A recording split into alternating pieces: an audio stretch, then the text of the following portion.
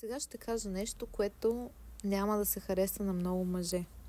Но, мили мъже, подходете философски над ситуацията и препоръчвам ви книгата на Луис Хей "Лекувай живота си", която постоянно рекламирам, поне я взимах процент от това. Но, защо жените са толкова материални?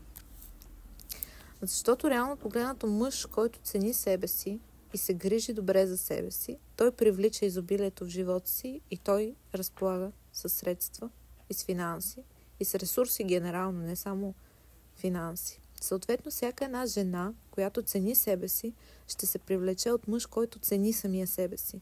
Защото мъж, който цени и уважава самия себе си, е способен да дава уважение и да цени. Много е простичко, всъщност. Цялата история е много простичка и ако всички почнем да се водим от това нещо и да се развиваме, всичко ще е наред.